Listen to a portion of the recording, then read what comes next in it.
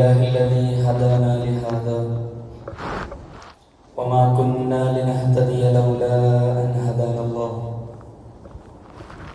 الحمد لله الذي أتم علينا نعمة الإسلام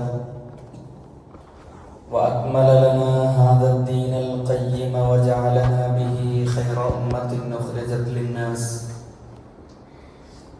نأمر بالمعروف وننهى عن المنكر ونؤمن بالله ونشهد أن لا إله إلا الله وحده لا شريك له، ونشهد أن سيدنا محمدا عبده ورسوله أرسله بالهدى ودين الحق ليظهره على الدين كله ولو كره المشركون.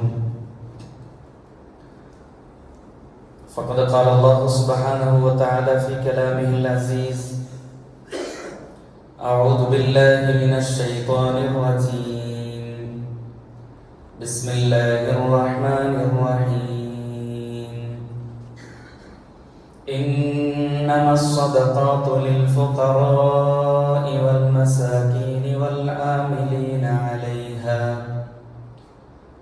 والمؤلفة قلوبهم وفي الرقاب والغارمين وفي سبيل الله وابن السبيل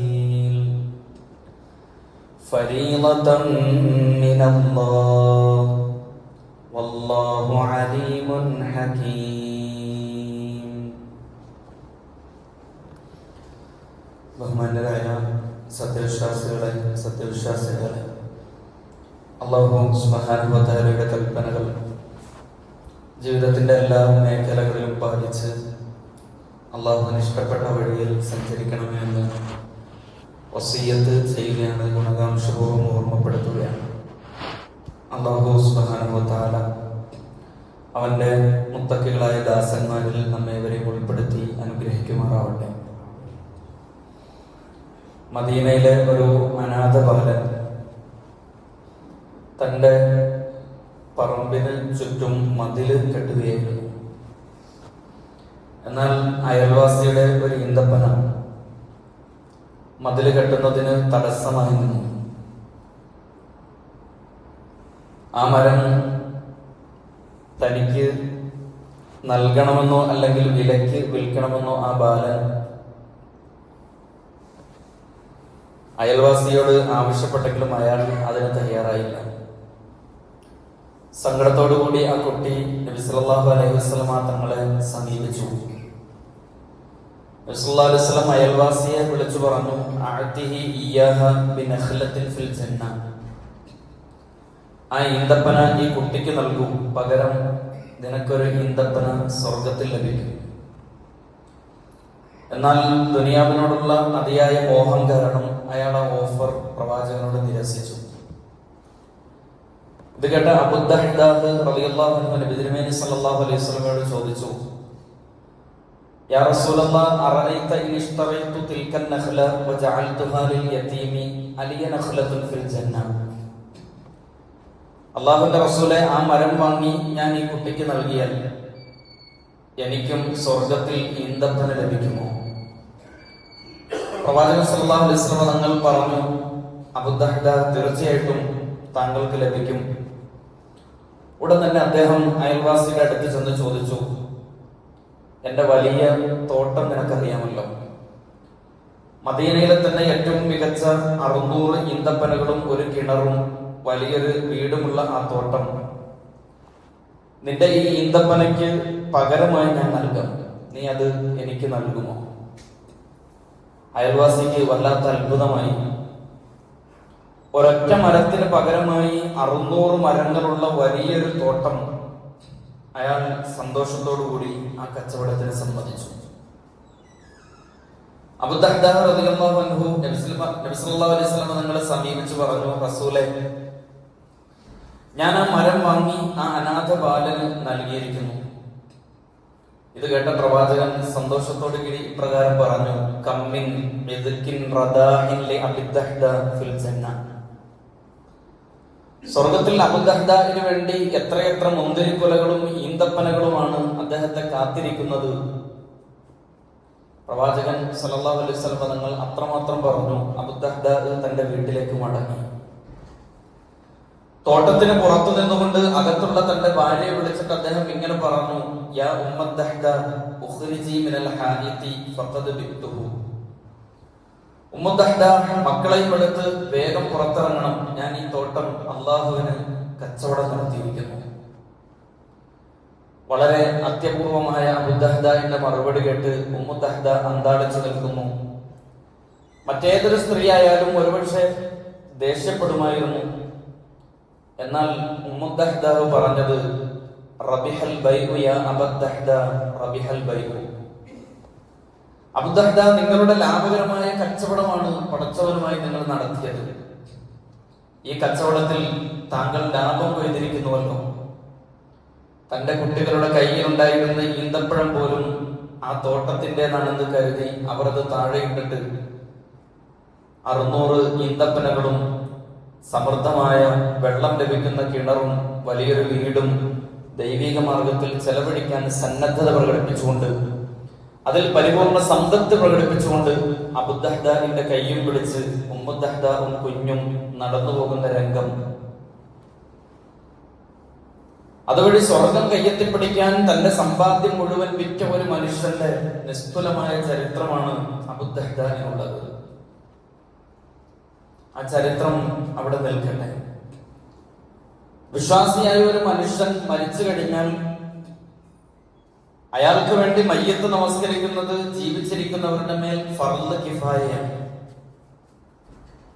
അങ്ങനെ പള്ളിയിൽ കൊണ്ടുപോയി മയ്യത്ത് വയ്ക്കും. എന്നിട്ട് ഇമാം മൈക്കിലൂടെ പരേതനുമായി ബന്ധപ്പെട്ട ഹക്കിടപാടുകൾ എന്തെങ്കിലും ഉണ്ടെങ്കിൽ ബന്ധുക്കളുമായി അത് തീർക്കണമെന്ന് പറയും. സാമ്പത്തിക ബാധ്യതയുടെ വലിപ്പ ചെറുപ്പമനുസരിച്ച് ചില ആളുകൾ അത് പൊരുത്തപ്പെടും, മറ്റു ചിലർ ബന്ധപ്പെട്ടവരെ ചെന്ന് കണ്ട് ഇടപാടുകൾ തീർക്കും. അങ്ങനെ ഹക്കിടപാടുകളെല്ലാം തീർന്ന സന്തോഷത്തിലും നിർവൃതിയിലുമായി ബന്ധുമിത്രാദികൾ പിരിഞ്ഞു പോകും. എന്നാൽ ചില മയ്യത്തുകൾക്ക് അപ്പോഴും ശാന്തി ലഭിക്കുകയില്ല എന്ന് വിശുദ്ധ ദീനുൽ ഇസ്ലാം പഠിപ്പിക്കുന്നു.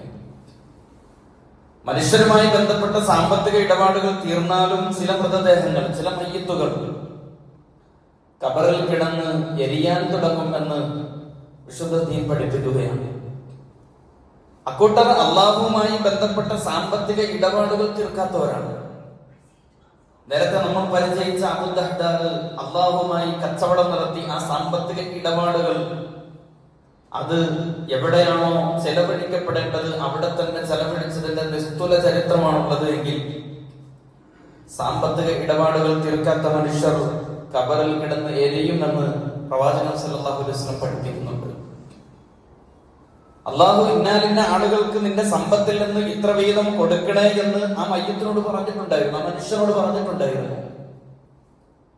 അത് നിർവഹിക്കാതെയാണ് ഒരു മനുഷ്യൻ മരണപ്പെടുന്നത് എങ്കിൽ മഖ്ബറ മുതൽ ഉയർത്തെഴുന്നേൽപ്പ് നാൾ വരെ ആ മനുഷ്യനെ അള്ളാഹുവിന്റെ കൊടിയ ശിക്ഷ വേട്ടയാടുമെന്ന് വിശുദ്ധ ഖുർആൻ പഠിപ്പിക്കുന്നുണ്ട്.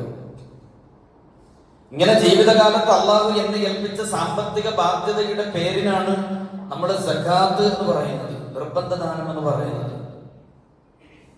ശാരീരികമായി ഒരു വിശ്വാസി ചെയ്യുന്ന ആരാധനയ്ക്ക് പുറത്തെ സാമ്പത്തികമായ ആരാധനയും ഉണ്ട് എന്ന് വിശുദ്ധ ഖുർആൻ പഠിപ്പിക്കുന്നുണ്ട്. വിശുദ്ധ ഖുർആൻ കള്ളന്മാർ എന്ന പ്രയോഗം എവിടെയെങ്കിലും നടത്തിയിട്ടുണ്ട് എങ്കിൽ ഖുർആൻ അഭിസംബോധന ചെയ്ത് അവർ കള്ളന്മാരാണ് എന്ന് വിളിച്ചിട്ട് ഖുർആൻ പറഞ്ഞത് അവർ നമസ്കരിക്കാത്തവരല്ല, അവർ നോമ്പെടുക്കാത്തവരല്ല, അവർ ഹജ്ജ് ചെയ്യാത്തവരല്ല, മറിച്ച് ആരാണ് കള്ളന്മാരെന്നറിയുമോ അവർ സകാത്ത് കൊടുക്കാത്തവരാണ് എന്ന് വിശുദ്ധ ദീൻ പഠിപ്പിക്കുന്നു. അറഅയ്തല്ലദീ യുകദ്ദിബു ബിദ്ദീൻ ഫദാലികല്ലദീ യദഉൽ യതീം. ഞാൻ എന്റെ സമ്പത്ത് അള്ളാഹുവിന് സമർപ്പിച്ചിട്ടുണ്ടോ ഇല്ലയോ എന്ന അന്വേഷണം വളരെ സുപ്രധാനമാണ്. എന്റെ എന്ന് പേര് ചേർത്ത് പറയുമ്പോഴാണല്ലോ പൊതുവെ നമുക്കൊരു ആത്മനിർവൃതി ഉണ്ടാവുക. എന്റേതായത് അതേതാണോ അത് അതിനെക്കുറിച്ച് നമുക്ക് പറയാൻ ഒരു പ്രത്യേക സന്തോഷവും ആനന്ദവും ഉണ്ടാവും. യഥാർത്ഥത്തിൽ സമ്പത്തിനെ കുറിച്ച് നമുക്ക് അങ്ങനെ ഒരു കാഴ്ചപ്പാടുണ്ടോ?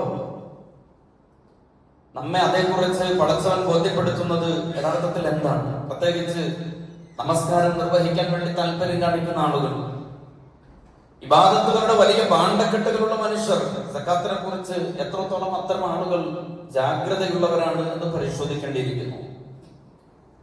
നമ്മളിങ്ങനെ റോഡിലൂടെ നടന്നു പോകുമ്പോൾ ഒരാൾ പെട്ടെന്ന് ഇങ്ങനെ വിളിച്ചിട്ട് 100 രൂപ നമ്മുടെ കയ്യിൽ വെച്ച് തന്നു.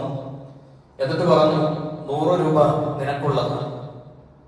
എന്നാൽ നീ മുന്നോട്ട് പോകുമ്പോൾ വഴിയിൽ ഒരാളെ കാണും, അയാൾക്ക് നീ 2.5 രൂപ നീ അയാൾക്ക് കൊടുക്കണം എന്ന് പറഞ്ഞാൽ നമ്മൾ കൊടുക്കുമോ?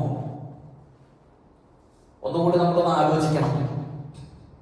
യഥാർത്ഥത്തിൽ ധൈര്യമായി നമുക്ക് കൊടുക്കാം. കാരണം 2.5 രൂപയല്ലേ ഉള്ളൂ. അത് കൊടുത്താലും ബാക്കി 97 എന്റെ പോക്കറ്റിൽ, അത് ഭദ്രമാണല്ലോ. യഥാർത്ഥത്തിൽ ഈ ഒരു സംവിധാനത്തിനാണ് ഇസ്ലാമിന്റെ ലളിതമായ ഭാഷയിൽ സക്കാത്ത് എന്ന് പറയുന്നത്. നമ്മുടെ കയ്യിലുള്ള 100% പടച്ചവൻ തന്നതാണ്. നമ്മളായിട്ട് ഉണ്ടാക്കിയെടുത്തതൊന്നുമില്ല. നമ്മേക്കാൾ കൂടുതൽ സാമർഥ്യമുള്ള, ബുദ്ധിയുള്ള, അധ്വാന ശേഷിയുള്ള പലരും ഇപ്പോഴും കഷ്ടപ്പാടിൽ തന്നെയാണ്. അള്ളാഹുവിന്റെ ഔദാര്യമാണ്. അവൻ ഉദ്ദേശിക്കുന്നവർക്ക് അവൻ നൽകുന്നതാണ് സമ്പത്ത്. നമ്മുടെ കയ്യിലുള്ളത് മുഴുവൻ അള്ളാഹുവിന്റെ ഔദാര്യമാണ്. ആ 100%-ൽ നിന്ന് ഒരു 2.5% അത്രമാത്രമേ വേണ്ടതുള്ളൂ പടച്ചവന്. അള്ളാഹു നിങ്ങൾക്ക് നൽകിയ ആ 100% സമ്പത്തിൽ നിന്ന് ആ നിശ്ചയിക്കപ്പെട്ട ശതമാനം നിങ്ങൾക്ക് കൊടുത്തുകൂടെ എന്ന് അള്ളാഹുത്തോട് ചോദിക്കുന്നത് എത്രത്തോളം സന്തോഷകരമായ ഒരു ചോദ്യമാണ് പടച്ചവന്റെ ഭാഗത്തു നിന്നുള്ളത്. 5 നേരത്തെ നമസ്കാരമുണ്ടല്ലോ, അത് 17 റക്അത്താണ് ഒരു ദിവസം. 17 റക്അത്തിൽ അതിലെ നൃത്തവും അതിലെ സുജൂദും അതിലെ റുകൂഉകളും എല്ലാം നിർണിതമാണ്. അങ്ങനെ തന്നെയാണ് നമ്മൾ അനുഷ്ഠിച്ചുകൊണ്ടിരിക്കുന്നത്. എങ്കിൽ മാത്രമാണ് അത് അല്ലാഹുവിന്റെ അടുക്കൽ സ്വീകരിക്കപ്പെടുകയുള്ളൂ. റക്അത്തുകൾ അതിന്റെ കൃത്യമായ നിബന്ധനകൾ പാലിച്ചുകൊണ്ട് നമ്മൾ വളരെ കൃത്യമായി താല്പര്യപൂർവ്വം നമ്മൾ അനുഷ്ഠിക്കാറുണ്ട്. പക്ഷേ നമസ്കാരത്തിന്റെ റക്അത്തുകളുടെ വിഷയത്തിൽ തീർച്ചയുള്ള നമ്മൾ സുബഹി നമസ്കാരം 2 റക്അത്തിൽ നിന്ന് ഒരു സുജൂദ് പോലും അധികം വർദ്ധിപ്പിക്കാൻ പാടില്ലെന്ന് തിരിച്ചറിവുള്ള നമ്മൾ ഇതേ പടച്ച തമ്പുരാന്റെ ദീൻ തന്നെയാണ് നിങ്ങൾ സക്കാത്ത് നൽകണമെന്ന്, അത് ഇത്ര ശതമാനമെന്ന് അത് നിർണയിച്ചുകൊണ്ട് അതിന്റെ കണക്കും അതിന്റെ നിബന്ധനകളും അല്ലാഹു സുബ്ഹാനഹു വ തആല നമുക്ക് നിശ്ചയിച്ചു തന്നത്. 2.5%, 5%, 10%, 20%, ഇങ്ങനെ വ്യത്യസ്തമായ ശതമാന കണക്കുകൾ സക്കാത്തുമായി ബന്ധപ്പെട്ട് റസൂൽ തിരുമേനി സ്വല്ലല്ലാഹു അലൈഹി വസല്ലം പഠിപ്പിക്കുന്നുണ്ട്. വിശുദ്ധ ഖുർആനിൽ 32 സ്ഥലങ്ങളിൽ സക്കാത്തിനെ കുറിച്ച് പറയുന്നുണ്ട്. അതിലെ 27 സന്ദർഭങ്ങളും നമസ്കാരത്തോട് ചേർത്തിട്ടാണ് പറയുന്നത്. നമസ്കാരത്തിന്റെ റക്അത്തുകളുടെ വിഷയത്തിൽ തീർച്ചയുള്ള നിങ്ങൾ, നമസ്കാരത്തിന്റെ റക്അത്തുകളും അതിന്റെ ശുറൂത്തുകളും അതിന്റെ സുന്നനുകളും പാലിച്ചുകൊണ്ട് നമസ്കരിക്കുന്ന നിങ്ങൾ, നമസ്കാരം പോലെ പ്രാധാന്യമുള്ളതാണ് സക്കാത്ത് എന്ന് അല്ലാഹു സുബ്ഹാനഹു വ തആല ഓർമ്മപ്പെടുത്തുകയാണ്. വഅഖീമുസ് സ്വലാത വആതുസ് സക്കാത്ത് എന്ന ശൈലിയിൽ വിശുദ്ധ ഖുർആനിലെ ആയത്തുകൾ നിരന്തരമായി ആവർത്തിച്ചുകൊണ്ട് ആവർത്തിത സൂക്തങ്ങൾ വിശുദ്ധ ഗ്രന്ഥത്തിൽ നമുക്ക് കാണാൻ കഴിയും. നിങ്ങൾ നമസ്കാരം നിലനിർത്തുകയും സക്കാത്ത് നൽകുകയും ചെയ്യണമെന്ന് അല്ലാഹു തആല ആവശ്യപ്പെടുകയാണ്. ശരിക്കും ഒന്ന് ആലോചിച്ചാൽ നമസ്കാരവും സക്കാത്തും ദീനുൽ ഇസ്ലാമിന്റെ 2 കണ്ണുകളാണ്. ഒരു കണ്ണ് നമ്മൾ നമസ്കാരത്തിലൂടെ പടച്ച തമ്പുരാനിലേക്ക് ഉയർത്തുമ്പോഴും മറ്റേ കണ്ണ് സക്കാത്തിലൂടെ സഹജീവികളിലേക്ക് നിങ്ങൾ താഴ്ത്തണം എന്ന് അഖീമുസ് സ്വലാത്ത വആതുസ് സക്കാത്ത് എന്ന ആയത്ത് നമ്മോട് ഓർമ്മപ്പെടുത്തുകയാണ്. ആ 2 കണ്ണുകളിൽ കൊണ്ട് ദൈവത്തെ കാണുന്ന ആ കണ്ണുകൊണ്ട്, മറ്റേ കണ്ണുകൊണ്ട് സഹജീവികളെയും കണ്ട്, ആ 2 കണ്ണുകളും കൊണ്ട് സ്വർഗത്തെ കാണാൻ നിങ്ങൾക്ക് കഴിയണം എന്നതാണ് വിശുദ്ധ ഖുർആനിന്റെ സാമ്പത്തിക വ്യവസ്ഥിതിയിൽ നിങ്ങളുടെ സമ്പത്തിൽ നിന്ന് ചെലവഴിക്കണമെന്ന് റബ്ബ് പറയുമ്പോൾ അല്ലാഹു തആല ഉദ്ദേശിക്കുന്നത്. വല്ലാത്തൊരു കാഴ്ചപ്പാടാണ് യഥാർത്ഥത്തിൽ ഇസ്ലാമിന്റെ സാമ്പത്തിക ക്രമം. നിങ്ങൾ സ്വർഗം പ്രാപിക്കണമെന്ന് ആഗ്രഹമുണ്ട് എങ്കിൽ കേവല സന്യാസം അതിന്റെ വഴിയല്ല, കേവലമായിട്ടുള്ള ഭൗതിക നിരാസം അതിന്റെ വഴിയല്ല, മറിച്ച് നിങ്ങളുടെ വേരുകൾ തന്നെ ഭൂമിയിൽ ആണ്ട് കിടക്കെ തന്നെ ആകാശത്തേക്ക് നിങ്ങളുടെ ചിന്തകളെ, നിങ്ങളുടെ പ്രാർത്ഥനകളെ, സ്വപ്നങ്ങളെ നിങ്ങൾക്ക് കണ്ണോടിക്കാൻ നിങ്ങൾക്ക് സാധിക്കണം. ഭൂമിയിൽ നിങ്ങളോട് ഒന്നിച്ച് ജീവിക്കുന്ന ഒരുപാട് മനുഷ്യരുണ്ട്, മനസ്സുകളുണ്ട്, കഷ്ടപ്പെടുന്നവരുണ്ട്. അവരോട് ചേർന്ന് നിൽക്കൂ, അവരുടെ ഹൃദയത്തിന്റെ ചൂടറിയാൻ ശ്രമിക്കൂ, അവരുടെ പ്രാർത്ഥനകളുടെ തേങ്ങിക്കരച്ചിലുകൾ നിങ്ങൾക്ക് അറിയാൻ ശ്രമിക്കൂ. അല്ലാഹു തആല അതിനെ കുറിച്ചാണ് പറയുന്നത്. നിങ്ങൾ ആകാശത്തേക്ക് ഉയർത്തിക്കൊണ്ടിരിക്കുന്ന നിങ്ങളുടെ കൈകളുണ്ടല്ലോ, ആ കൈകൾ കൊണ്ട് നിങ്ങളുടെ സഹജീവികളെ ചേർത്ത് പിടിക്കാൻ ഇസ്ലാമിക സാമ്പത്തിക ക്രമം അത് നിങ്ങളോട് അനുശാസിക്കുന്ന സക്കാത്തിലൂടെ നിങ്ങൾക്ക് സാധ്യമാവണം. അവിടെയാണ് സക്കാത്തിന്റെയും സ്വലാത്തിന്റെയും സമീകരണം വിശുദ്ധമായി ഖുർആൻ നടത്തുന്നത്. നിങ്ങൾ നമസ്കാരത്തിലേക്ക് പള്ളിയിലേക്ക് നടന്നു വരുന്ന കാൽപ്പാടുകളില്ലേ, ആ കാലുകൾ അതേ കാലുകൾ കൊണ്ട് സക്കാത്തിന്റെ അവകാശികളിലേക്ക് നടന്നു ചെല്ലാൻ വിശ്വാസികളെ നിങ്ങൾക്ക് സാധിക്കണം. അവരുടെ പ്രശ്നങ്ങൾ പരിഹരിക്കാൻ വേണ്ടിയിട്ട് നിങ്ങൾ ശ്രമിച്ചു നോക്കൂ. നിങ്ങൾ തസ്ബീഹ് ചൊല്ലിക്കൊണ്ടേയിരിക്കുന്ന നിങ്ങളുടെ നാവുകളുണ്ടല്ലോ, അതേ നാവുകൾ കൊണ്ട് നിങ്ങളുടെ സഹജീവികൾക്ക് വാക്കുകളിലൂടെ നിങ്ങൾക്ക് സക്കാത്തായി സ്വാന്തനം വരുവാൻ നിങ്ങൾക്ക് കഴിയേണ്ടതുണ്ട്. ശരിക്കും സക്കാത്തും സ്വലാത്തും തമ്മിൽ വല്ലാതെ ചേർന്ന് നിൽക്കുന്നുണ്ട് എന്നാണ് നമ്മൾ മനസ്സിലാക്കേണ്ടത്. പക്ഷെ നമ്മുടെ അനുഭവത്തിൽ രണ്ടിനെയും രണ്ട് തട്ടിലാക്കിക്കൊണ്ട് ഇങ്ങനെ ആലോചിക്കുമ്പോൾ സലാത്തിന്റെ കൂടെ സക്കാത്ത് നിർബന്ധമായും ചേർത്ത് പറയേണ്ടതാണ് എന്ന് നമുക്ക് ബോധ്യപ്പെടുന്ന ആയത്തുകളാണ് വിശുദ്ധ ഖുർആനിൽ അല്ലാഹു തആല ആവർത്തിച്ച് പറയുന്നത്. ഒന്നുകൂടി ആലോചിച്ച് നോക്കൂ. നമ്മുടെ നാട്, നമ്മുടെ കേരളം പൊതുവെ ഒരു മതപശ്ചാത്തലമുള്ള നാടാണ്. അത് ഏത് മതമാണെങ്കിലും മതപരമായ ഒരു പശ്ചാത്തലം അത് കൂടുതലുള്ള ഒരു നാടാണ് നമ്മുടെ നാട്. പക്ഷെ മതമില്ലാത്ത ഭൗതികന്മാർ എങ്ങനെയാണ് നമ്മുടെ നാട്ടിൽ ഇത്രയും സ്വാധീനം ചെലുത്തിയത് എന്നതിനെ കുറിച്ച് നമ്മൾ ആലോചിച്ച് നോക്കിയിട്ടുണ്ടോ? എന്താണ് അതിന് കാരണം? അവരുടെ കയ്യിലൊന്നുമില്ലെങ്കിലും മനുഷ്യരുടെ ഭൗതിക പ്രശ്നങ്ങൾ പരിഹരിച്ചു തരണം എന്ന ഒരുപാട് സ്വപ്നങ്ങൾ സാധാരണക്കാരന്റെ മുമ്പിലേക്ക് അവർ ഇട്ടുകൊടുത്തു എന്നതാണ്. നിങ്ങളുടെ പ്രശ്നങ്ങൾ ഞങ്ങൾ പരിഹരിച്ചു തരാം, നഷ്ടപ്പെടുവാനില്ല നമുക്ക് ഈ കൈവിലങ്ങുകളല്ലാതെ, നേടുവാനുള്ളത് പുതിയൊരു ലോകം, നമ്മൾ ഭരിക്കും ലോകം എന്ന് അവർ സമൂഹത്തിന്റെ മുമ്പിൽ സാധാരണക്കാർക്കിടയിലേക്ക് അങ്ങനെ ഒരു മുദ്രാവാക്യമെങ്കിലും അങ്ങനെ ഒരു സ്വപ്നമെങ്കിലും അവർക്ക് ഉണ്ടാക്കിയെടുക്കാൻ കഴിഞ്ഞത് ഒരുപക്ഷെ നമുക്ക് കാണാൻ കഴിയും. ഈ നാടത് ഏറ്റുചൊല്ലി. പക്ഷെ ആ സുന്ദരമായ വാഗ്ദാനങ്ങളുടെ പിന്നാലെയാണ് ദൈവത്തിന്റെ സ്വന്തം നാട് സഞ്ചരിച്ചു പോയത്. ആരാണ് അതിൽ കുറ്റക്കാർ എന്ന് നമ്മളൊന്ന് ആലോചിക്കേണ്ടതുണ്ട്. നമ്മുടെ ദീൻ പരലോക പ്രധാനമായ ഒരു ദീൻ മാത്രമല്ല, മറിച്ച് ഭൗതിക പ്രധാനവും പരലോക പ്രധാനവുമായ രണ്ടിനെയും സമീകരിച്ചുകൊണ്ട് സന്തുലിതമായി കൊണ്ട് നടക്കുന്ന ഒരു കാഴ്ചപ്പാടാണ് യഥാർത്ഥത്തിൽ ദീനുൽ ഇസ്ലാം മുമ്പോട്ട് വയ്ക്കുന്നത്.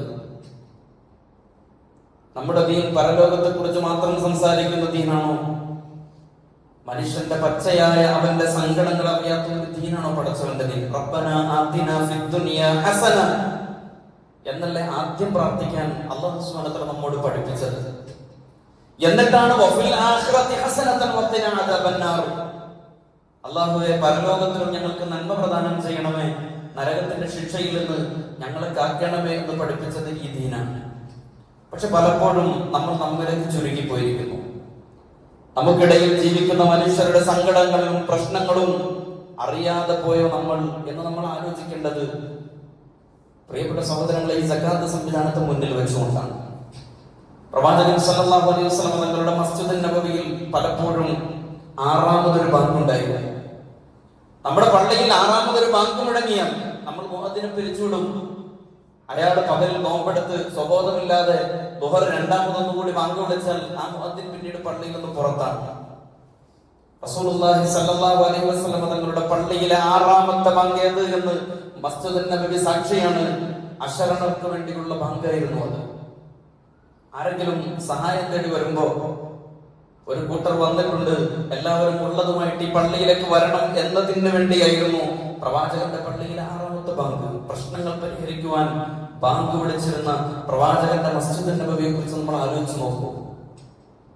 പക്ഷെ അങ്ങനെ ഒരു കാഴ്ചപ്പാട് നമ്മൾ മറന്ന് അത് കൈമോശം വന്നു പോയിരിക്കണം. മിമ്പറുകൾ പോലും പ്രവാചകൻ സല്ലല്ലാഹു അലൈഹി വസല്ലം ജുമാ ഖുത്ബയ്ക്ക് മാത്രമല്ല, അവിടുന്ന് ഗൗരവതരമായ കാര്യങ്ങൾ പറയുന്നതിന് മിമ്പറുകൾ ഉപയോഗപ്പെടുത്തിയതിന് എത്രയോ ചരിത്ര സാക്ഷ്യങ്ങളുണ്ട്. 27 ഇടങ്ങളിലാണ് അല്ലാഹു തആല സക്കാത്തിനെയും നമസ്കാരത്തെയും ചേർത്ത് പറഞ്ഞത് എന്ന് പറഞ്ഞാൽ വിശ്വാസ സമൂഹത്തെ സംബന്ധിച്ചിടത്തോളം ദൈവത്തിലേക്ക് അടുക്കുന്നത് പോലെ അത്രമേൽ പ്രധാനമാണ് സഹജീവികളുടെ പ്രയാസങ്ങൾ അറിയുക എന്നത്. അതുകൊണ്ടാണ് വിശുദ്ധ ദീനുൽ ഇസ്ലാം സക്കാത്ത് എന്ന ഉന്നതമായ ഒരു സാമ്പത്തിക ക്രമം വിശ്വാസ സമൂഹത്തിന് നിശ്ചയിച്ചു തന്നത്. സക്കാത്ത് എന്ന് പറയുമ്പോൾ അതിൽ വിശുദ്ധിയുണ്ട്. സക്കാത്ത് എന്ന പേരിൽ തന്നെ അതിന്റെ വളർച്ചയെ ദ്യോതിപ്പിക്കുന്ന ഒരു അർത്ഥ പശ്ചാത്തലം അതിനുണ്ട്. വിശുദ്ധിയും വളർച്ചയും കൂടി ചേർന്ന ഒരു സംവിധാനമാണ് യഥാർത്ഥത്തിൽ അസ്സകാത്ത് എന്ന പദത്തിന്റെ അറബി ഭാഷയുടെ അർത്ഥം. ആന്തരികമായ ഒരു വിശുദ്ധിയാണത്. നേരത്തെ പറഞ്ഞ 100% പടച്ചവൻ തന്നെയാണ് എനിക്ക് തന്നത്, അത് എന്റേതല്ല, അതെന്റെ ഔദാര്യമാണ്. അതുകൊണ്ട് ഞാൻ സമ്പത്തിന്റെ അടിമയാകരുത്, പടച്ചവന്റെ മാത്രം അടിമയാകണം എന്ന ബോധ്യമാണ് യഥാർത്ഥത്തിൽ സകാത്തിലൂടെ, അത് നിർവഹിക്കുന്നതിലൂടെ ഒരാൾ വിശുദ്ധി പ്രാപിക്കുന്നതിന്റെ ഏറ്റവും മൂർത്തമായ ഭാവം എന്ന് പറയുന്നത്. സമ്പത്തിന്റെ അടിമയല്ല, ഞാൻ സമ്പത്ത് നൽകിയ ആ ഔദാര്യം പറ്റിയ ഒരു എളിയ ദാസനാണ്, അള്ളാഹുവിന്റെ അടിമയാണ്. അങ്ങനെ വരുമ്പോ പടച്ചവൻ നമുക്ക് എഴുതി തന്ന 8 ചെക്കുകളെ കുറിച്ച്, അതാണ് ഞാൻ ആമുഖമായി പാരായണം ചെയ്ത ഇന്നമ സദഖാത്തുൽ ഫുഖറ, സകാത്തിന്റെ 8 അവകാശികളെ കുറിച്ച്, 8 ചെക്കുകളെ കുറിച്ച് പടച്ചവൻ നമ്മെ ഓർമ്മപ്പെടുത്തുന്നത്. അല്ലാഹു തആല എഴുതി തന്ന 8 ചെക്കുകളുണ്ട്. ആ ചെക്കുകൾ അതിനനുസരിച്ച് നാം സമ്പത്ത് ചെലവഴിച്ചു തുടങ്ങുമ്പോൾ മനസ്സ് വല്ലാതെ ആർദ്രമാകും. അഹങ്കാരവും പൊങ്ങച്ചവും താൻ പോരുമയും ഒഴിഞ്ഞു പോകും. അങ്ങനെ വിശുദ്ധമായ ഒരു മനസ്സ് രൂപപ്പെടും. എന്റേതല്ലെങ്കിൽ പിന്നെ എനിക്കെന്ത് അഹങ്കരിക്കാനുള്ളത്, എല്ലാവരും അവനവന്റേതാണ് എന്ന തിരിച്ചറിവുണ്ടാകും. അതാണ് സക്കാത്തിലെ വിശുദ്ധി എന്ന് പറയുന്നത്, തസ്കിയത്ത് എന്ന് പറയുന്നത്. എന്തായിരിക്കും സക്കാത്തിൽ വളർച്ച? അള്ളാഹുവിന്റെ മാർഗത്തിൽ നമ്മൾ ചിലവഴിക്കുമ്പോൾ ആ സമ്പത്തിൽ അതിൽ ബറക്കത്തുണ്ടാകുമെന്നാണ്. പടച്ചവന്റെ ബറക്കത്തുണ്ടാകും. അതിന് വല്ലാത്തൊരു തികവ് അനുഭവപ്പെടും. സമ്പത്തിൽ തികവ് പെടാത്തതിന്റെ കാരണം എന്ത് എന്ന് ചോദിച്ചാൽ അള്ളാഹുവിന്റെ മാർഗത്തിലുള്ള ഇൻഫാഖ് ആ മനുഷ്യന് കുറഞ്ഞു പോയിരിക്കുന്നു എന്നതുകൊണ്ടാണ്. അത് അനുഭവിച്ചവരാണല്ലോ യഥാർത്ഥത്തിൽ മുസ്ലിം ഉമ്മത്ത്. മാത്രമല്ല സമൂഹത്തിലേക്ക് കൃത്യമായ അവകാശങ്ങളിലേക്ക് അവരുടെ അവകാശങ്ങൾ വ്യവസ്ഥാപിതമായി കൈമാറ്റം ചെയ്യപ്പെടും സന്ദർഭത്തിൽ സമൂഹത്തിൽ തന്നെ ഒരു ഭദ്രത രൂപപ്പെടും. സക്കാത്തിന്റെ ഭാഷാപരമായ അർത്ഥം തന്നെ ഈ 2 കാര്യത്തെയും പ്രചോദിപ്പിക്കുന്നതാണ്. സമ്പത്തിൽ വിശുദ്ധി ഉണ്ടാവണം, ജീവിതത്തിൽ വിശുദ്ധി ഉണ്ടാവണം. രണ്ടാമത്തേത് അവന്റെ സമ്പത്ത് അത് ചിലവഴിക്കുന്നതിനോടൊപ്പം അതിന് വളർച്ചയും ഉണ്ടാവണം. സക്കാത്ത് നൽകിയത് കൊണ്ട് ഒരാൾ ദരിദ്രനായി മാറിയിട്ടില്ല. വിശുദ്ധ ഖുർആൻ പറയുന്നത് യംഹഖുല്ലാഹു റിബ വയുർബി സ്വദഖാത്ത്, അതായത് അള്ളാഹുവിന്റെ മാർഗത്തിൽ നിങ്ങൾ കൊടുക്കുന്ന സദഖകൾക്ക് അല്ലാഹു തആല വർധനവ് തരും. കൊടുത്താൽ അത് വർദ്ധിക്കുമെന്ന് പറയുന്ന ഒരേ ഒരു സമവാക്യം യഥാർത്ഥത്തിൽ ദീനുൽ ഇസ്ലാമിന്റെ മാത്രം പ്രത്യേകതയാണ്. നമ്മുടെ നാട്ടിലെ ബാങ്കുകൾ വിവിധ സ്കീമുകളിലൂടെ ഒരാൾക്ക് നൽകുന്ന പലിശ 13-15% ഒക്കെയാണ്. എന്നാൽ അല്ലാഹു തആല പറയുന്നത് നിങ്ങളുടെ സമ്പത്ത് എന്റെ മാർഗത്തിൽ നിങ്ങൾ വിനിയോഗിച്ചാൽ നിങ്ങൾക്ക് ലഭിക്കുന്നത് 100% പലിശയാണ്. ഫീ കുല്ലി സുംബുലത്തിൻ മിഅതു ഹബ്ബ, എല്ലാ കതിരിലും 100 കതിർമണികളുണ്ട് എന്ന് വിശുദ്ധ ഖുർആന്റെ ഒരു പ്രയോഗം സമ്പത്ത് അല്ലാഹുവിന്റെ മാർഗത്തിൽ ചെലവഴിക്കുന്നതുമായി ബന്ധപ്പെട്ട് വിശുദ്ധ ഖുർആൻ നൽകുന്ന ആശയ വൈപുല്യമാണ്. യഥാർത്ഥത്തിൽ പടച്ചവൻ നൽകുന്ന പലിശ 100%. റിബ എന്നാണ് അറബിയിൽ പലിശയ്ക്ക് പറയുക.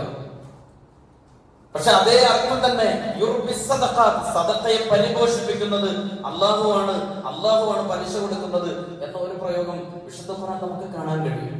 അള്ളാഹു നൽകുന്ന പലിശ ഫീ കുല്ലി സുംബുലത്തിൻ മിഅതു ഹബ്ബ, അത് 100% പലിശയാണ് എന്ന് ഖുർആൻ വളരെ കൃത്യമായി ഓർമ്മപ്പെടുത്തുന്നുണ്ട്. സക്കാത്തിന്റെ അവകാശികൾ എന്ന് നമ്മൾ 8 എണ്ണം വളരെ ലളിതമായി നമ്മൾ പാരായണം ചെയ്ത് നമ്മളത് പലവരും കേട്ടിട്ടുണ്ട്. സക്കാത്തിന്റെ അവകാശികൾ ഒരു കേവലം അവകാശികൾ എന്നതിനപ്പുറത്തേക്ക് അവരൊക്കെയും ചില കൃത്യമായ പ്രതീകങ്ങളാണ് എന്ന അർത്ഥത്തിൽ കൂടി സക്കാത്തിന്റെ അവകാശികൾ നമുക്ക് വായിക്കാനും ആ അർത്ഥത്തിൽ നമ്മുടെ സമ്പത്തിന്റെ വിനിയോഗം നടക്കാനും നമുക്ക് സാധിക്കേണ്ടതുണ്ട്. ഫഖീർ എന്ന് പറയുമ്പോൾ സക്കാത്തിന്റെ 1ാമത്തെ അവകാശി അത് ഫഖീറാണ്. നമ്മുടെ കയ്യിലേക്ക് നിൽക്കുന്ന ഒരാൾ എന്നതല്ല യഥാർത്ഥത്തിൽ അതിന്റെ അർത്ഥം. മറിച്ച് ദാരിദ്ര്യ നിർമ്മാർജ്ജനത്തിന് അല്ലാഹു സുബ്ഹാനഹു വ തആല നിശ്ചയിച്ചിരിക്കുന്ന ഒരു മാർഗമാണത് എന്നതാണ് ഫഖീർ എന്ന സക്കാത്തിന്റെ 1ാമത്തെ അവകാശിയെ വിശുദ്ധ ഖുർആൻ നമ്മുടെ മുമ്പിൽ സമർപ്പിക്കുന്നതിലൂടെ നമ്മൾ ബോധ്യപ്പെടേണ്ടത്. ആ ഫഖീർ പിന്നീട് ധന്യനായി മാറുന്നത് കാണാം. പിന്നെ നമുക്ക് കാണാൻ കഴിയുന്നത് ഒരു മിസ്കീനെ നമ്മൾ സക്കാത്ത് സംവിധാനത്തിലൂടെ അയാളുടെ പ്രശ്നങ്ങൾ പരിഹരിക്കുമ്പോൾ സാമൂഹിക സുരക്ഷിതത്വ ബോധമാണ് യഥാർത്ഥത്തിൽ ആ മിസ്കീനിൽ സിദ്ധിക്കപ്പെടുന്നത്. എന്റെ പ്രശ്നങ്ങൾ പരിഹരിക്കപ്പെടാതെ ഞാൻ ഒരിക്കലും പെട്ടുപോവില്ല എന്ന ആത്മവിശ്വാസമാണ് ഒരു മിസ്കീനിന് സക്കാത്ത് ചെലവഴിക്കുന്നതിലൂടെ, സക്കാത്ത് വിനിമയം അദ്ദേഹത്തിന് വിനിയോഗിക്കുന്നതിലൂടെ സംഭവിക്കുന്നത്. സക്കാത്ത് ജോലിക്കാർ വിശുദ്ധ ഖുർആൻ പിന്നീട് ഒരു അവകാശിയെ കുറിച്ച് പറയുന്നത് സക്കാത്തിന്റെ മേൽ പണിയെടുക്കുന്ന ഉദ്യോഗസ്ഥരെന്നാണ്. അവരും സക്കാത്തിന് അർഹരാണ് എന്ന് പറഞ്ഞാൽ തൊഴിൽ സുരക്ഷിതത്വത്തിന്റെ ഇസ്ലാമിക ഭാവനയെ മുന്നോട്ട് വെക്കുന്നു എന്നതാണ് എന്ന ഖുർആനിന്റെ പ്രയോഗത്തിലൂടെ നമുക്ക് മനസ്സിലാവുന്നത്. ഒരാൾ തൊഴിലെടുക്കുന്നു, അയാളും ആ തൊഴിലിനപ്പുറത്ത് അയാൾക്ക് ചിലത് ലഭിക്കേണ്ടതുണ്ട് എന്നുള്ള കാഴ്ചപ്പാട് സക്കാത്ത് ജോലിക്കാർക്ക് അവരുടെ അവകാശം നൽകുന്നതിലൂടെ വിശുദ്ധ ദീനുൽ ഇസ്ലാം സാധ്യമാകുന്നു. പിന്നീട് ഒരു പ്രയോഗമുണ്ട്, പലപ്പോഴും നമ്മളതിനെ വായിച്ചതും മനസ്സിലാക്കിയതും മറ്റൊരർത്ഥത്തിലാണ്. മനസ്സിൽ ഇണക്കപ്പെട്ട ആളുകൾ എന്നാണ് ഖുർആന്റെ പ്രഖ്യാപനം. ഇസ്ലാമിക സമൂഹത്തോട് മാനസികമായി അടുപ്പമുള്ളവർ എന്ന വകുപ്പ് യഥാർത്ഥത്തിൽ ഇസ്ലാമിന്റെ പ്രബോധന ദൗത്യം എത്രത്തോളം ക്രിയാത്മകമായി മുസ്ലിം സമൂഹം നിർവഹിക്കേണ്ടതുണ്ട് എന്നതിന്റെ പ്രതീകം കൂടിയാണ് ഇസ്ലാമിലേക്ക് ഹൃദയം ഇണക്കപ്പെട്ട ആളുകൾക്ക് നിങ്ങൾ സക്കാത്ത് കൊടുക്കണം എന്ന് ദീനുൽ ഇസ്ലാം പറയുന്നതിലൂടെ ദീനുൽ ഇസ്ലാം വിവക്ഷിക്കുന്നത് കേവലം വാക്കുകൾ കൊണ്ട് മാത്രമല്ല, കേവലം അള്ളാഹുവിനെ പരിചയപ്പെടുത്തൽ മാത്രമല്ല, കേവലം വേദഗ്രന്ഥത്തെ അവരിലേക്ക് ഇട്ടുകൊടുക്കൽ മാത്രമല്ല, അവരുടെ പ്രശ്നങ്ങളിലേക്ക് ഇറങ്ങിച്ചെന്നുകൊണ്ട് അവരുടെ പ്രശ്നങ്ങൾ പരിഹരിച്ച് പ്രായോഗികമായിട്ട് അതിനെ പരിഹരിച്ച് കാണിച്ചു കൊടുക്കുക എന്ന ദൗത്യമാണ് യഥാർത്ഥത്തിൽ ആ സക്കാത്തിന്റെ അവകാശികൾക്ക് സക്കാത്ത് നൽകുന്നതിലൂടെ നിർവഹിക്കുന്നത്. അടിമമോചനം യഥാർത്ഥത്തിൽ അടിസ്ഥാനപരമായി ഇന്ന് അത്തരത്തിൽ അടിമമോചനത്തിന്റെ അവകാശികളുണ്ടോ എന്ന അക്ഷരവായനയെ തേടുന്നതിനും അപ്പുറത്തേക്ക് അടിമമോചനം യഥാർത്ഥത്തിൽ അടിസ്ഥാനപരമായി സ്വാതന്ത്ര്യത്തെ കുറിച്ചുള്ള ഇസ്ലാമിന്റെ മഹത്തായ കാഴ്ചപ്പാടാണ്. ലോകത്തിന്റെ മുമ്പിൽ അത് സമർപ്പിക്കുന്നത് സ്വാതന്ത്ര്യത്തിന്റെ കാഴ്ചപ്പാടാണ്. അതേപോലെ തന്നെ വൽഗാരിമീൻ, കടക്കാരെ കുറിച്ച് ഖുർആൻ പറയുന്നുണ്ട്. സക്കാത്തിന്റെ 8 അവകാശങ്ങളുള്ളവരാണ് കടക്കാർ. കടബാധ്യത, അവകാശം ലഭിക്കുമ്പോൾ കടബാധ്യതനായ ഒരു മനുഷ്യനെ സംബന്ധിച്ചിടത്തോളം അവൻ സാമ്പത്തിക സുരക്ഷിതത്വം അനുഭവിക്കുകയാണ്.